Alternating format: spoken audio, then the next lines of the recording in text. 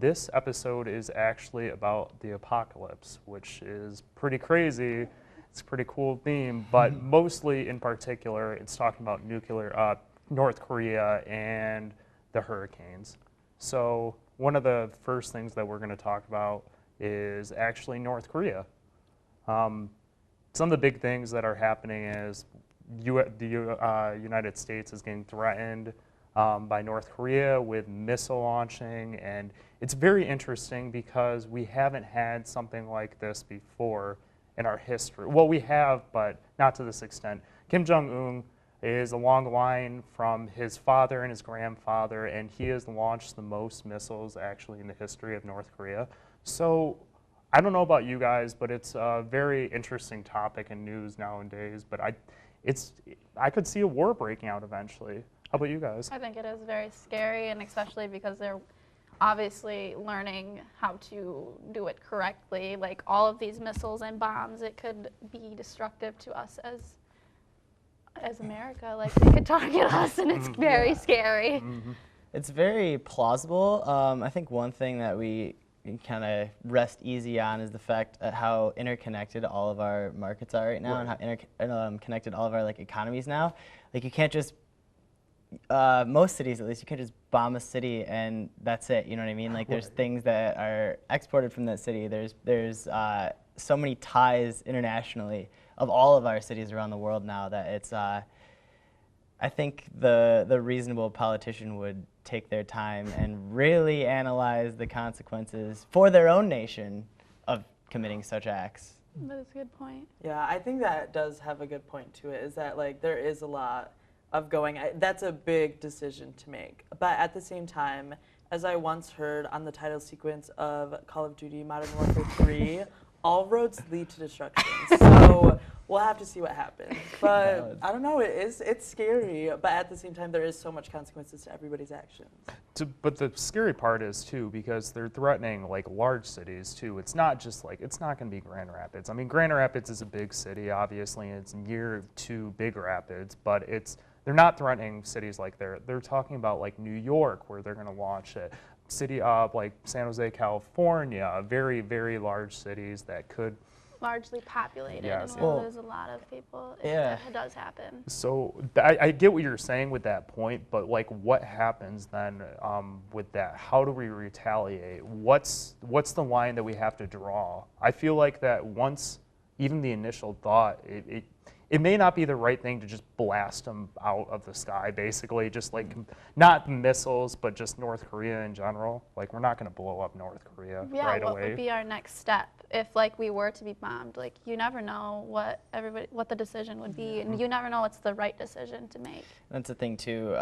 There's so many entangled alliances among all the nations. It's almost like if one nuke goes, all of the nukes have to go. You know what I mean? Right. Which, I mean, going back to what you were saying earlier, it might be safe here in Michigan because we have the most fresh water in the entire planet. You know what I mean? So if anyone really wants to preserve any sort of civilization for the future, Michigan's probably going to be that place. In theory. Honestly, let's keep our fingers crossed, right? It's honestly a prime one, but it's just interesting because people are what allies does North Korea have? And if you look at it, a little bit of China, but not really, because China doesn't want to blow us up because we're a big industry, I don't want to say coworker, but we're a big industry partner just in a lot of different manufacturing, obviously, for cars, manufacturing for essentially technology, anything, you can name it. Everything is from China. So, and sort of Russia is a North Korean ally, sort of. It's really complicated with that because Putin's so mysterious, honestly. So,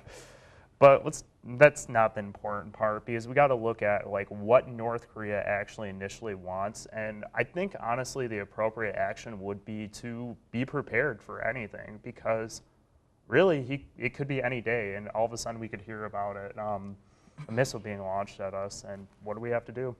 I think it's scary due to the fact that now it seems like they're on equal footing.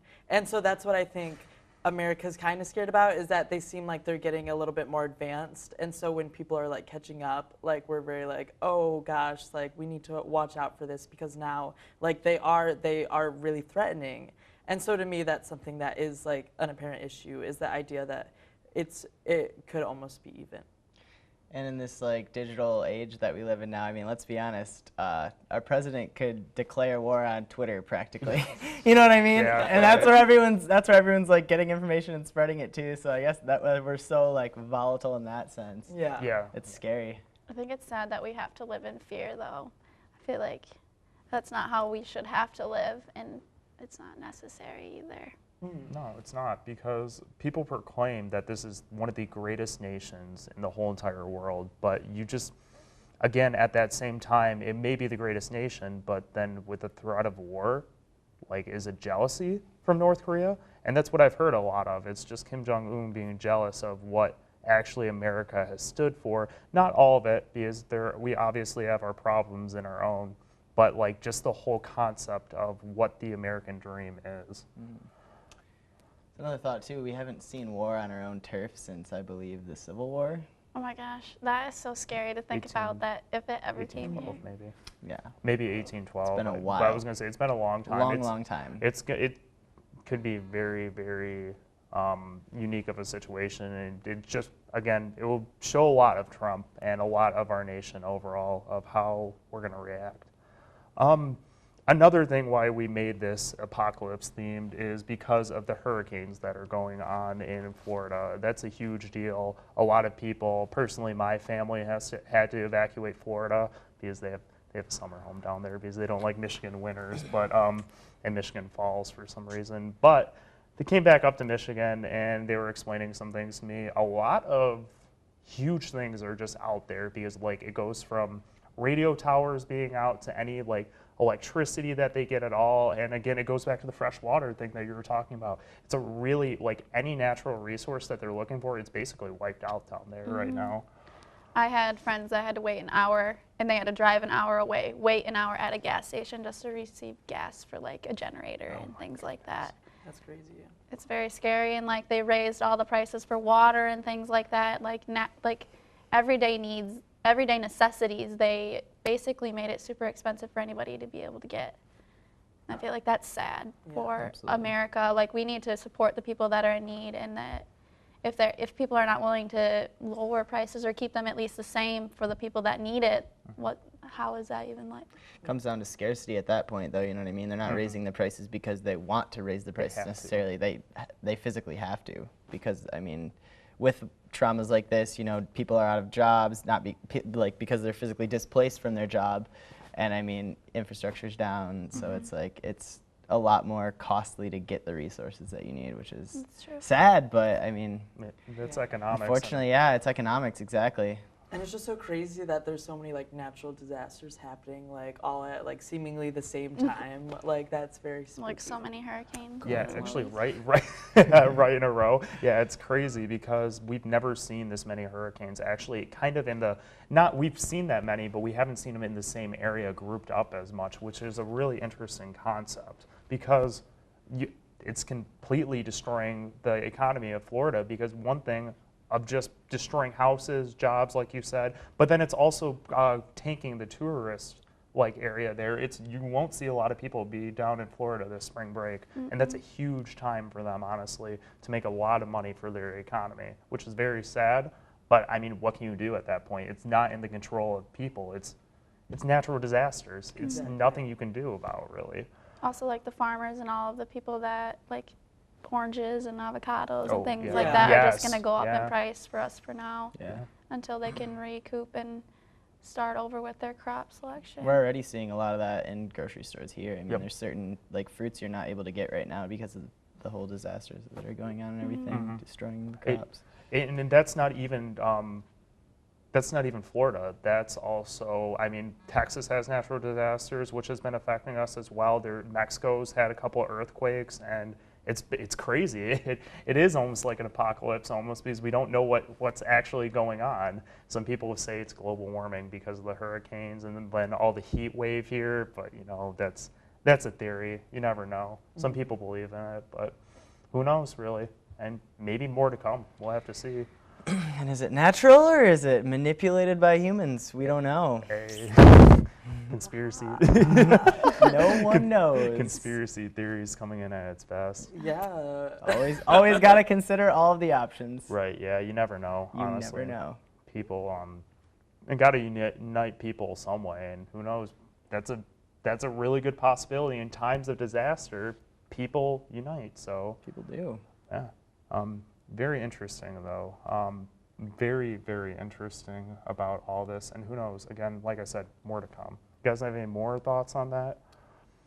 I guess my big thing is just how massive some of these storms are. I was talking to one of my professors earlier today. I forget the name of the country. I'm not even going to try to butcher it. But she's from somewhere in the Caribbean, right? Mm-hmm. So I think it was Hurricane Maria. Yes. Went through her country as a Category 5. And then went to Puerto Rico as a Category 4. So it swept through the entire country and still remained and went on to destroy Puerto Rico as a Category 4, which is just nuts. It's Yeah. you know what I mean? The fact that a storm can sweep across an entire landmass of a nation and then move forward to another nation, it's like it's hard for us to wrap our heads around. You know what I mean? It's like that is so detrimental. It's something we would never ever even be able to imagine in living here in this safe environment.